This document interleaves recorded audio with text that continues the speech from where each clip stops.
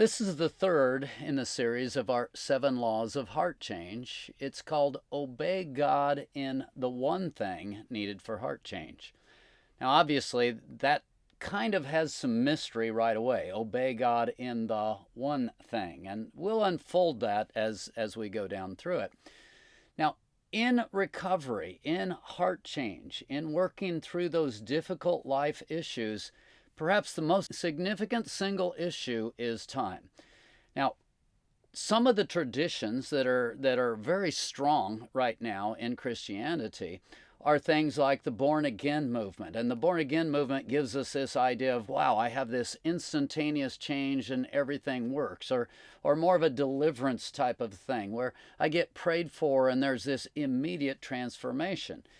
On the one hand, I come from traditions and I very much believe in the power of that instantaneous touch of God. But in the long run, the thing that has the most significant impact is character. When my character moves to a better place, when it gets to a better place, when the values, my core values begin to line up with God's values, then things begin to work. And character is formed one step at a time, one decision at a time, one experience at a time. And so it doesn't happen quickly. In fact, I find that in recovery, the number one issue, people get impatient. They quit. They quit sometimes just so close. I can see it. It's like, oh, they're so close to being where they need to be. But what happens? They just stop right before that. And then they lose faith. They get to the point of, see, it wasn't working. I'm not going to try it again. And it's like, and from my perspective, I'm looking at it, it's like, but you were so close. So having that patience is an incredibly important thing, and having right perspective, adult perspective of, okay, it's going to be this step, and then it's going to be this step, and you'll be seeing these kinds of results at this time. When you hear that, there's this thing called developmental psychology. I was a teacher in a former life, and we learned about developmental psychology. And children, when they're very young, their brains are almost completely wired to the concrete. They don't deal with abstract very well. Well, during those younger years, they're very good at memorizing. They're very good at doing that specific stuff. They're not worried about philosophy. It's like, I want to know what I want to know, and I want what I want, and I want it now, and etc. But during that phase, they're going through some significant development stuff. Those development things, it starts with language skills and beginning to memorize words. I mean, they can memorize like a sponge. And then you get even just getting the food from hand-eye coordination, getting the food from the plate to the mouth, and then potty training, and so many different basic skills. Now, the way developmental psychology works, there's things that are going to happen at certain ages and stages. When those things are happening, according to those ages and stages, we would call a child normal, or we would call them healthy. And yeah, they're still a baby. They're still wetting their pants, but no, that's normal for that age. And so we don't get too worried about it. We don't transfer that very well to the spiritual realm. In the spiritual realm, the same sort of thing happens because so much is tied to character and so much is tied to developing those values. We expect that one-time prayer, we expect that one-time deliverance to completely change everything, and it just isn't realistic. That's kind of like that young child who wants it and wants it now and isn't able to deal with delayed gratification. That's kind of what that looks like, except it's been translated to a spiritual realm. So much of the spiritual realm then does. It takes one decision at a time, and I'm starting to work through that. And it also, if you're the adult in the room, so to speak, you're the one who's working with someone, you're the one who's mentoring someone, it also means that you're going to have to learn to do a little bit of a task analysis. You're going to have to take a look, and you're going to have to figure out what's important right now. What is God developing right now? Because there can be baselines, there can be other things, so you can be working on 2 or 3 things at one time, but generally you can only be working on one major thing at a time. Obey God in the one thing. When you start to understand, what is God doing now? How do I cooperate with God now?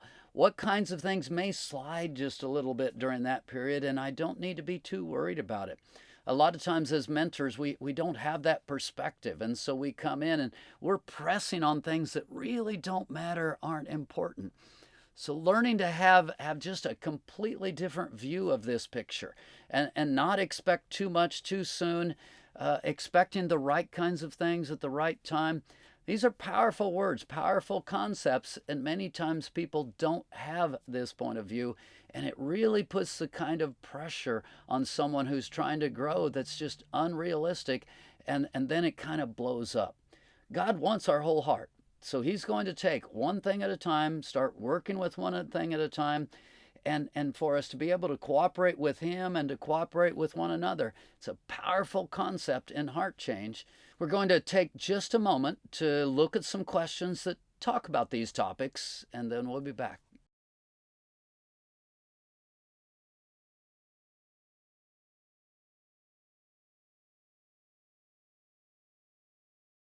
In recovery, in getting heart change and overcoming those life issues, there is one word that ends up being incredibly big, and that would be value, or sometimes people would say self-worth. Now, the reason for that, almost everybody struggles with insecurity. They struggle with, I'm not measuring up, or maybe they swing to the other end, and I believe that most of the pride that you see in people actually comes out of their insecurity. So they swing over to where they're doing comparisons or judgments, or they're doing different kinds of things. And sometimes a person is feeling incredibly good about himself, but a lot of times when a person is feeling good about himself, it's just kind of a self-defense sort of thing to compare to whatever to feel good. Why? Because value does not come out of performance. If value comes out of performance, you get into a situation where I ran fast today, but what if I can't run fast tomorrow? You see, every one of us knows that we don't have good days every day. Every one of us knows that we build up and then we decline. If value is based on performance, at some point, the only people who have value are those who are really in what I call the sweet spot. So is the only time that you're going to have value in your life is maybe in your 30s or 40s, or maybe if you value maturity, it would be later in life or whatever. See, that's not the way it is. In the Pearl of Great Price, it's interesting, Matthew chapter 13, God tells us, or the Bible tells us about this situation where there's this pearl, and how much value, how much intrinsic value did that pearl have? Well, at first it didn't necessarily seem to have any value until what? Someone discovered it, and when they discovered it and found it, and they were willing to give everything they had for that pearl, immediately it had value because of its intrinsic stuff? No, because somebody was willing to literally pay everything for that pearl. And then, in the world, if you get two people who are bidding on the same thing, that value begins to go up. This highlights the idea of the concept where I talk about value cannot be achieved, it must be received. And we all kind of instinctively know that, but we don't want to be limited to that because now I'm suddenly dependent on other people. That's why it's important, going back to the last step, that's why it's important to have godly people in your life who hopefully are seeing you according to who God created you to be, caring for you according to that manner, because when they're seeing that God part of you, that value remains all the way through your life. Jesus died for us while we were yet sinners. When we were at our worst, God saw our value. And so God himself has poured that value into us.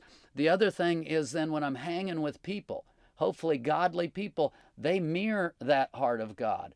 And they look on you and they begin to see this is who God created this person to be. And so that value actually is best received, believe it or not, when I'm messing up, not when I'm doing well. If people can love me when I'm messing up, if people can love me at my worst, it's easier for me to relax, put down the insecurity games, put down the comparisons, put down the pride, and actually get into a place where I'm resting in who God created me to be and living in a place of value.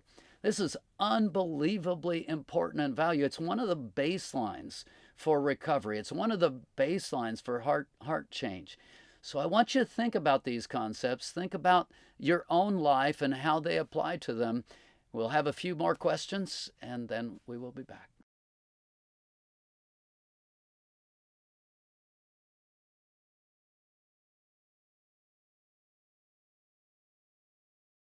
Once you understand this concept of value cannot be achieved, but it must be received, it really takes you back again to your view of God, because you're going to receive from God somewhat according to who you see God to be. If you see him to be a taskmaster, if you see him to be a performance kind of God, how can you have any value? And a lot of times people grow up in religious systems that are that way. Sometimes people grow up in families that the same way. They're very much taskmasters, and they're very demanding. And so people grow up in an environment where nothing they do is ever good enough. And I'm saying we even need to get outside of that. We need to get outside of that into a place where people see us for who we are and they're valuing us for who we are. That's when it really, really gets healthy. But unfortunately, so many of us, that's not our experience. Why? We live in a culture that values performance. It's all about the dollar. It's all about the bottom line. It's all about, can you produce? And because that's a high value in our culture, many times that ends up bleeding over into our Christianity. And so our Christianity really ends up being very performance oriented. Now, just stop for a moment. As you grow, as you become an adult, as you become mature, there's this thing called fruit. When you have value, when you have life, naturally you are going to bring good stuff to the world around you. So value does translate to performance. I'm not taking the performance piece completely out of it, but if you try to push it backwards, it really doesn't work very well. At some point, you start with the love and the acceptance of people and helping them see who they are and where they are, and maybe even where they mess up, and then you can take the next step. In fact, what our culture has done, understanding this idea that self-worth is very important and the self-esteem of many people is so incredibly low, what we have done, we've come along and we've said, okay, we're going to give everyone a trophy all the time, and we're going to praise everyone, and we can't say anything negative to anyone in any way, shape, or form. Well, what this does, it creates a sense of unreality where you're praising hollow victories, and you're taking the person into a zone where, they learn what I call demandingness. You add the consumerism of our culture where I deserve it my way, and I deserve it my time, and I want it here and I want it now. Between hollow victories and the consumer mentality, we've caused people to become more and more selfish and more demanding. Now, when you're in that selfish, demanding zone, for a little while, if people respond to you, you might actually feel good about it. But what you're going to do, there's going to be that time when you're getting ready to go to bed, or when you're waking up and you're stopping your think about it, you're going to take a look at yourself and how can you feel good about you when you're in that zone. There is a much better way than building self-esteem through praising hollow victories and lowering the standards, and that better way is, and I'm going to start here, another phrase that I use a lot: you can't give away what you don't have.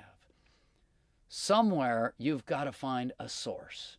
You've got to find a God, a loving God who loves you for who you are, where you are, who starts with you right here, right now, today, and pours himself into you.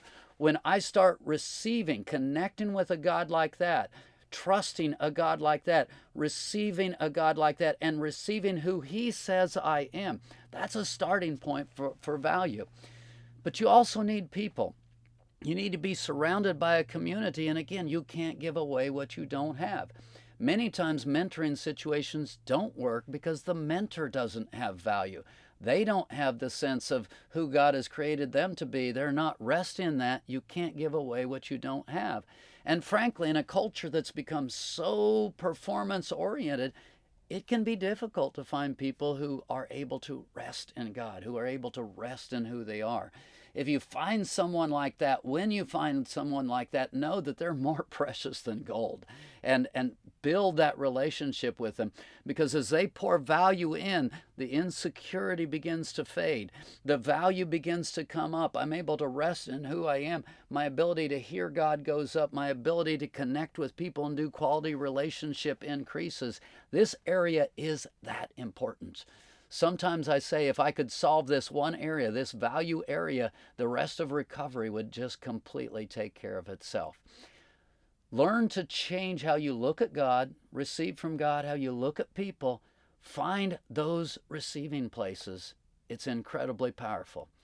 Again, we'll ask some questions about you, where you are, and then we'll be back.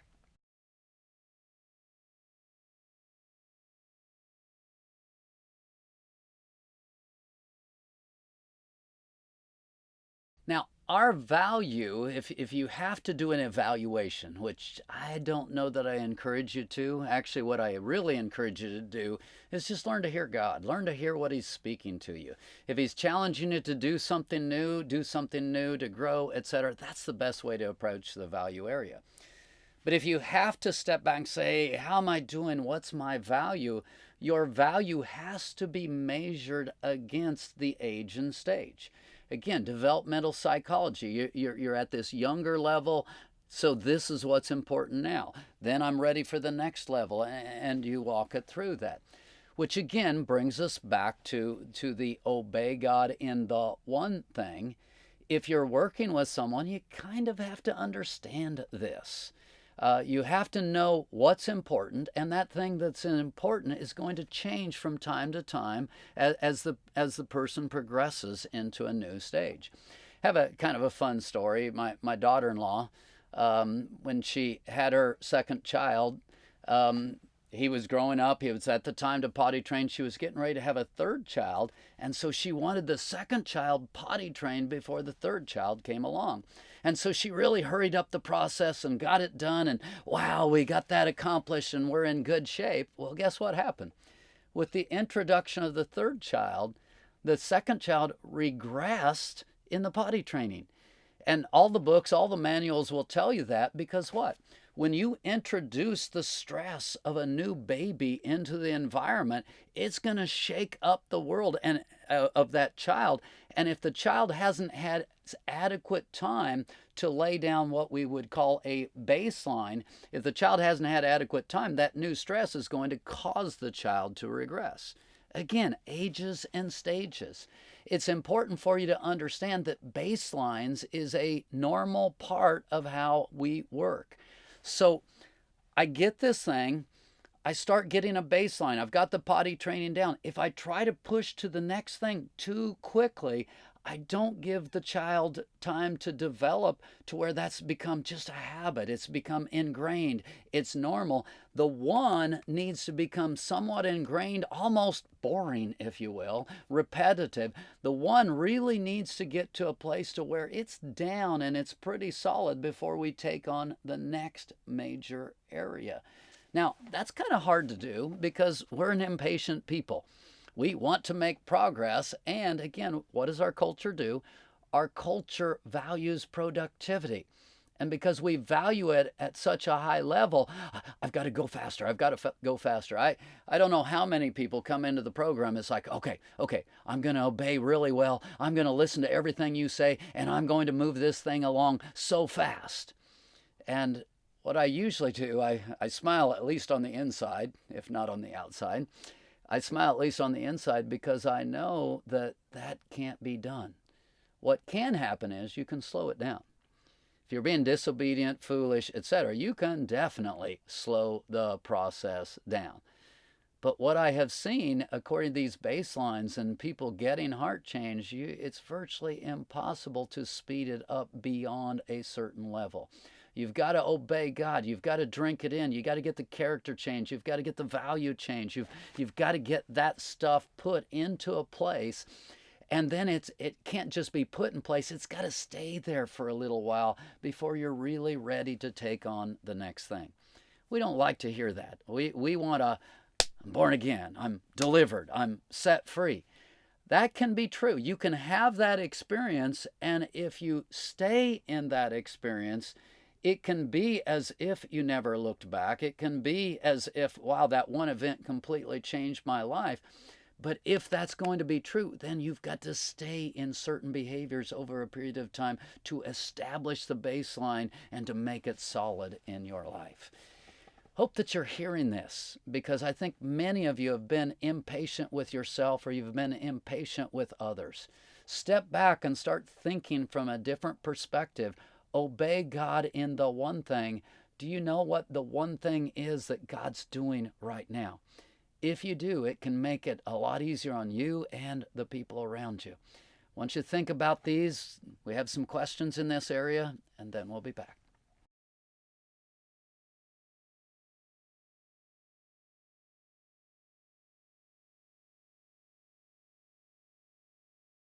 Now, heart change, growth, doesn't happen by force of will. If I can take you back to what I talked about, the law of sin and death, and that downward weight that's on you. If something really is a stronghold, if something really is a major area in your life, you are not going to be able to break through it simply by force of will. The spiritual forces are simply too strong, which means that you're going to have to draw strength from the outside. And as that strength comes in, then I'm going to be able to push back. And over a period of time, kind of like weightlifting, I gradually build my strength until I'm strong enough to get to the place to where I can win and truly win. So what does that look like? If you've followed the laws so far, it just starts with basic accountability. You can't jump immediately to trust, so you start with some basic accountability with someone who you think might have potential to sow into you. You start at that accountability level, you communicate, you start working back and forth, and hopefully trust begins to grow.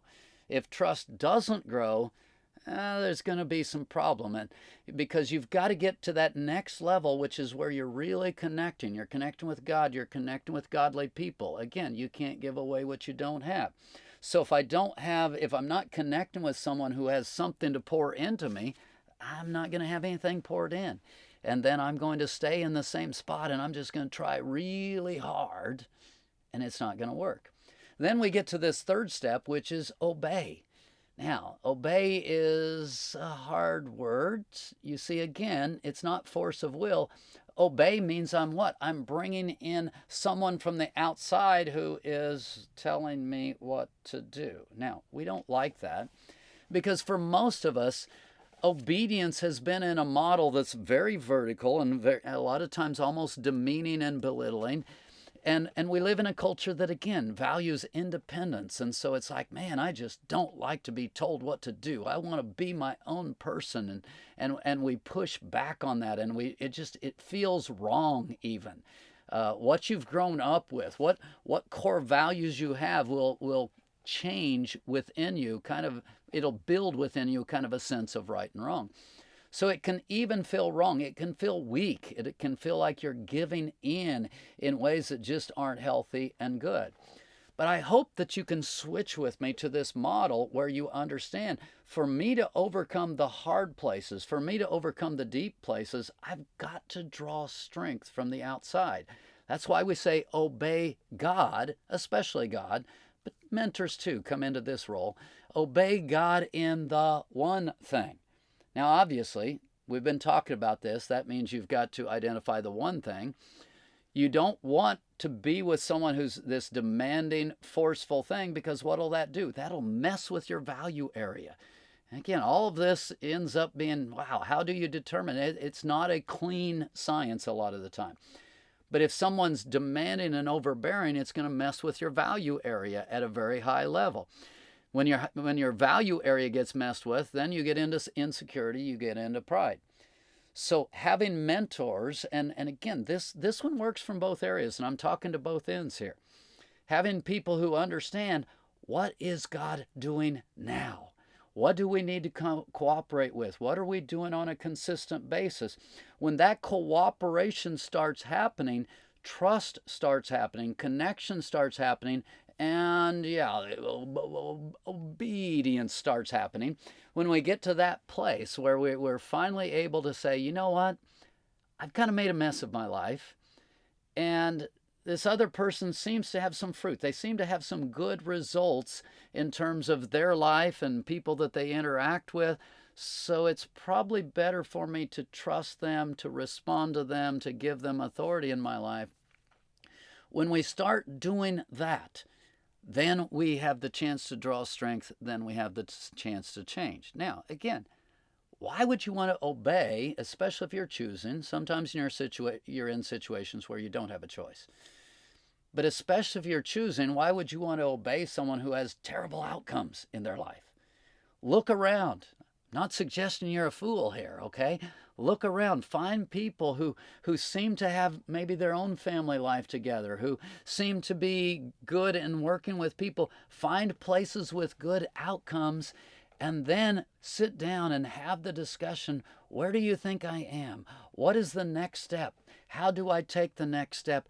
And then you're probably going to have to do something you don't want to do, don't like you to do, or don't think you should have to do. That's the obey step. That's listening to a mentor in a way that's going to move you forward. Again, these are concepts that aren't comfortable, we don't like, but it will change your life. Take a look at yourself with the questions, and we will be back.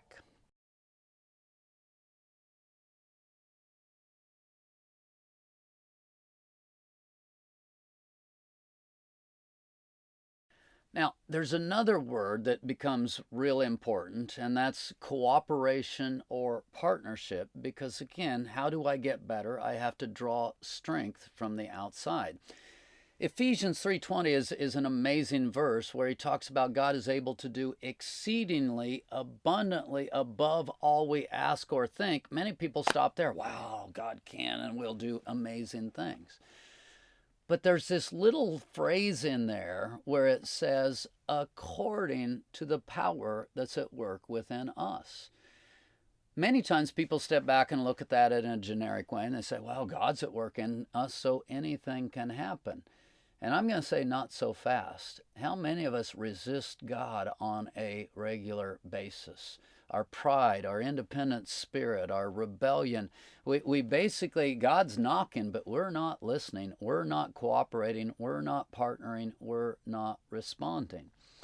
Now, that part of that comes out of, and I talked about this a little bit in the last segment, if you're used to the people that you're working with in the obedience area have been demanding, crushing, vertical, etc., then yeah, some of those selfish instincts kick in and it's just hard to respond. But when we're starting to partner with someone where it's two people working together as a team, and that's important. And again, one needs to be able to be the adult if they truly are the adult. But they're working together as a team, and we're starting to walk this through. We start finding, wow, we're having success. And it's really cool when that success and the breakthroughs are happening. Now, sometimes there's not a breakthrough. That's part of what happened with me in the program. It's been an incredible growth time for me because I started with some ideas and some teachings, some of the stuff that you're hearing today, and thought, wow, this is going to have a powerful impact on people. And what I found was, wow, failure. And when there's failure, this step ends up being so incredibly important. Often I would step back and, I wouldn't call it exactly this, but I would do a task analysis. I'd look at it and go, okay, there's something missing. And sometimes there's two or three things that need to be mixed together, but you still try to take them one at a time. So there's something missing. And as the years went on, we began to develop another thing that's very, very important. It's called perspective. We would be able to see, okay, this is what the person is going to face at this particular point in time. This is what they will face at this particular point in time. Many times, if we were able to give that perspective ahead of time, that kind of forearmed them. It forewarned them. It made it much easier when it actually came along, because there will be times of great frustration. It made it easier when they came to a certain point where I could go back and say, hey, we've warned you about this. Remember what I said would be happening at this time. Remember what I said would be happening at this stage. all of that perspective of just being able to go step 1, step 2, step 3, step 4. And by the way, you're dealing with human beings, which means that there is no clean step 1, step 2, step 3. Every person is different. Every person is unique. So it's not as simple as coming up with this program and coming up with these steps, and it's all going to lay out and all going to work in a certain way. But what it is as simple as learning to partner. I learned to partner with God. I learned to cooperate. And by the way, God gets to be God, so that means I kind of have to obey him even when I don't fully understand. Same thing is true a lot of times if you're dealing with a mentor, and especially if there's a high degree of immaturity or struggle there going on. If there's a high degree, you see from inside of your current experience. So many times you're going to look at that mentor and think, this person is crazy. Why would I do that? If that person has good fruit, has good outcomes, is getting good results, you might not be so quick to discount that, but we might get back into that word obey in a way that creates cooperation and partnership. When you start doing those two words, cooperation and partnership, it becomes powerful in recovery. It becomes powerful in heart transformation. Think about this. Think about where you do those things. Again, we have questions that highlight the topics we've been talking about, and then we will be back with more.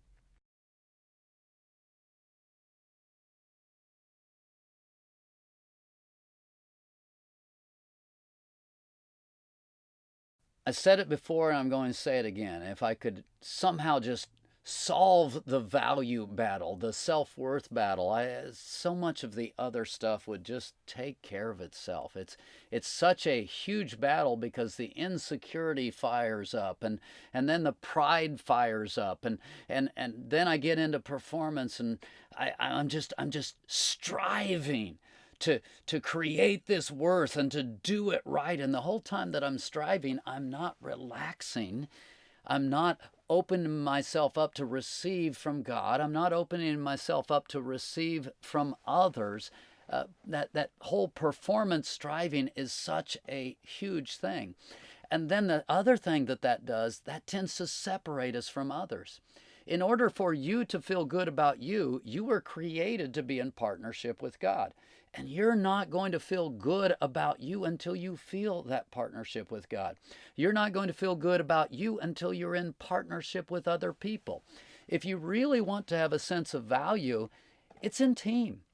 When you start connecting to other people and adding value to other people, you become a part of something larger than yourself. When your world is primarily you, your world is incredibly small. But when you're able to move outside of that and stop for a moment, again, in this circle, a lot of you can get into codependency where you have no world of your own, and that can become unhealthy and codependent. But when your world becomes larger than you, and you're not in a codependent zone. What's a codependent zone? Codependent is when I have to have somebody respond well to me for me to feel good about me. See, even the roots of codependency, there's a selfishness there. I'm doing stuff for other people. No, I need other people to respond well to me. There's just some selfish roots in the middle of that. When you're able to lay all of that down and genuinely just be who God created you to be and to walk in partnership with God and walk in healthy partnership with people where you're not overdoing it or underdoing it, and it really is in a healthy zone, that's incredibly powerful. So learning to obey God in the one thing, I mean, it's very, very important. And then there's another thing, because in our culture, it's become really popular of, well, I don't need the church in order to walk with God.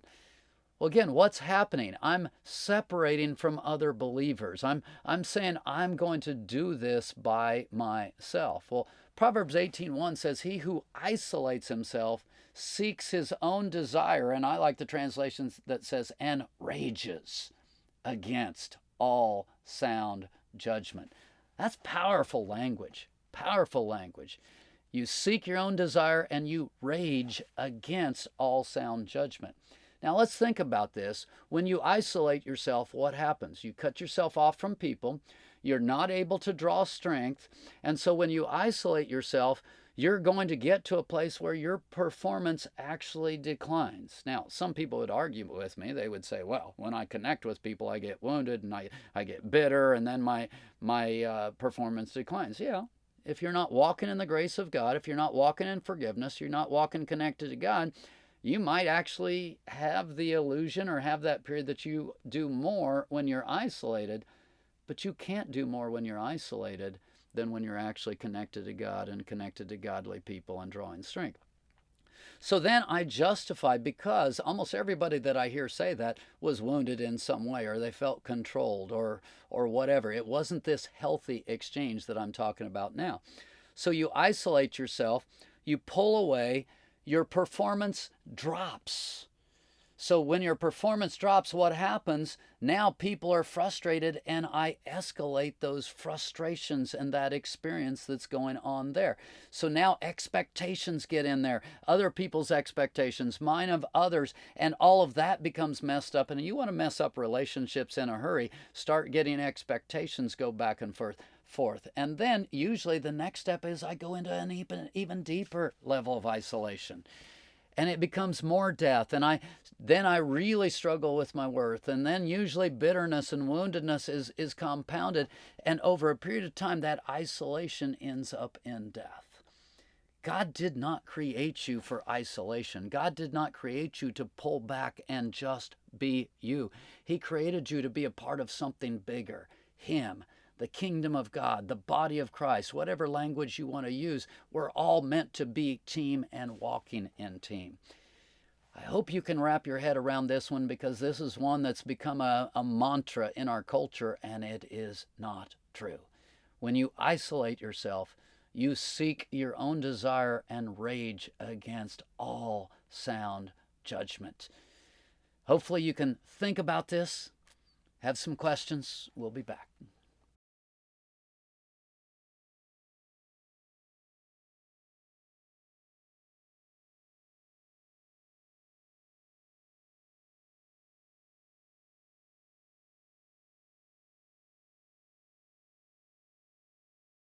If you start understanding this cycle, there are ages and stages of development, especially if a person goes through a period of trauma, or maybe they just weren't able to receive from an adult and have something pour into them. There can be places where there is what I call arrested development. When there's significant wounding and trauma that comes in at, say, age 7, a lot of times the stuff that was supposed to be happening at age 7 just doesn't happen. And then that person many times will carry that all the way into their adult years. As I'm working with alcoholics and addicts and different people who are struggling with major areas of heart change, it's amazing when you watch them, and you've got this person who's being an adult, doing some really good stuff. And then all of a sudden somebody says something or does something, and it just triggers them in the right way. And next thing you know, you're seeing 3-year-old behavior, 5-year-old behavior, teenage behavior. It's amazing how this arrested development plays out. Now, what we would think is, well, that person should be able to connect with God, connect with godly people, and they should just be able to snap out of it. But that's not the way it works. Again, you've got to establish baselines, and those baselines take time, because it's a character change. It's a deep heart change. There's going to have to be value movement. The wound is going to have to be handed off. And many times there has to be, this is where I really pick up on what would be that deliverance instantaneous prayer. Many times there's got to be a deep forgiveness, or there's got to be a deep change in the way that you see God, to where I pray and all of a sudden I understand that, oh, God does love me. He didn't want this to happen to me. And so I begin to change my scene, but that's still not the end of the picture. God can heal a leg, and a leg is healed. But if He heals a heart, if He takes away the woundedness, if He takes away the trauma, if He changes the way we see Him, guess what? if there's arrested development, there's still arrested development. And if that arrested development was at a heart level, the heart change process has to happen what? One decision at a time. And many times we get impatient because we've got this person that's got all of these areas that are together, and then there's this one area or maybe two areas that are really bad, and we can't understand it. We can't comprehend it. And so we get frustrated at them, and it's like, well, you're an adult all these places. I just expect better of you. I can't believe you're responding this way in this time in this situation. You've got to understand the sectors, if you go back to a computer, or the compartmentalization that actually goes on. This is normal. When there's stuff laid down on our spiritual hard drives, and when there's a section that doesn't develop normally, yeah, this is what it looks like. And so for us to be able to be patient with one another and step back and breathe and take the time, and then to go, okay, this one's missing. What kind of obedience step over what period of time will likely put this back in place? And ironically, sometimes it is. It's kind of like you think, okay, if I had a 7-year-old, how would I deal with a 7-year-old? Oh, okay. Let's see. The 7-year-old, they're pretty selfish. They're pretty into their own thing. They're just starting to come out of that concrete thinking into abstract thinking. I've got to really move them into a place where they're starting to see others, starting to care for others. And so I might actually think that through and start giving tasks or start giving assignments to the person to where they're looking at those kinds of things and doing those things on a consistent basis. I started this series with the idea of spiritual authority, spiritual law. There are specific steps that if you take those steps, it builds the strength, it builds the authority, it gives people a chance to be successful. But what we've done instead is, come here, let me pray for you, I'm going to pray for you, and it's all going to be done.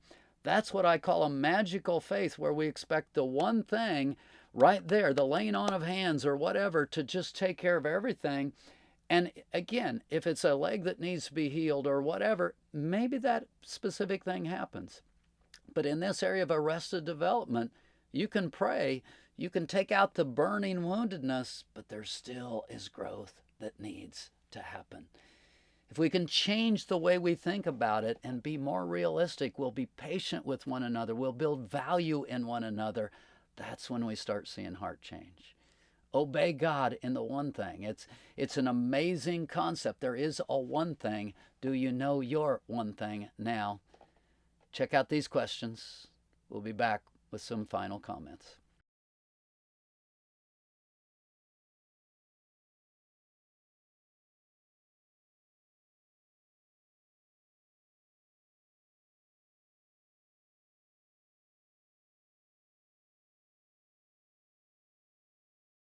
Obedience. It is a word we don't like.